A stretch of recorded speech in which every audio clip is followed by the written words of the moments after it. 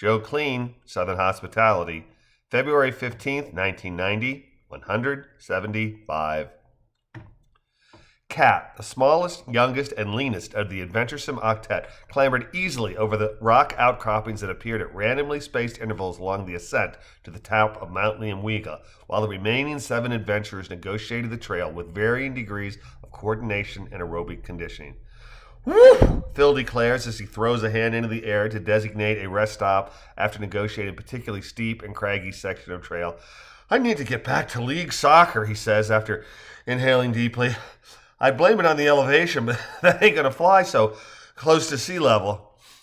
Well, not yet, anyway, Courtney says, adding, 3,500 feet is nothing to sneeze at when you're used to 500.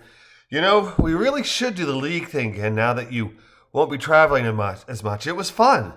Yeah, it was, Justin says, nodding, and we should, but definitely not spring. Probably need to limit our soccer to just winter and a little fall. Joe, nodding toward a gulch to the left side of the trail, says, from where I'm standing, this looks like a big fall. And Liamwiga is really more like 3,800 feet, adding in a Jethro Bodine impersonation. I've been ciphering as we scramble through the scree, Pa. Whoo, dogies, Justin says, nodding at a vine that hangs from a tree. Anybody want to play Tarzan? Cat says, grabbing the vine and tugging at it. Think it would hold me? Don't even think about it, darling, Adam admonishes, tilting his head down to look at her from the tops of his eyes. I'm not that much of a swinger, Phil says. Plus, I'm not sure that would be very wise, Muller. And tell them what they've won, Johnny, Joe hollers in a TV game show patter. Ooh, Johnny Olson, Cat exclaims. He's from up my neck of the woods, southern part of the state, right by Laura Ingalls land.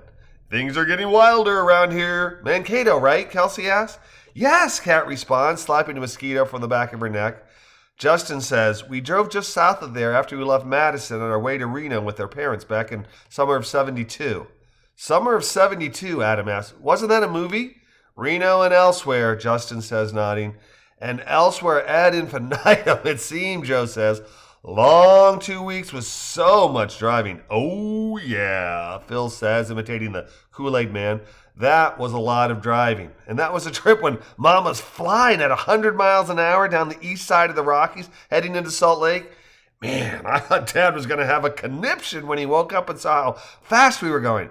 I kept trying to convince him that I should drive some, but he insisted that my learner's permit was only good in Connecticut. And then we stopped for gas in Knowles, Justin says quietly. That was an eye-opener. Phil says, how the other half lives, huh? Whole new meaning to boxcar children, wasn't it, Joe asks. That's for sure, Phil replies. First time in California, Justin says. Only time for me, Joe replies, at least so far. Maybe I'll make it before Steely Dan's prediction of tumbling into the sea comes true, but I won't hold my breath. And speaking of which, you ready to continue in our always up, never down track, Mr. Phil? Always forward, never back, Justin shouts, side to side from time to time. So no worries, carry on, carrying on. Stout lad, good heart, head up and all that, Phil confirms, adding, let us continue in our vanquishing of misery.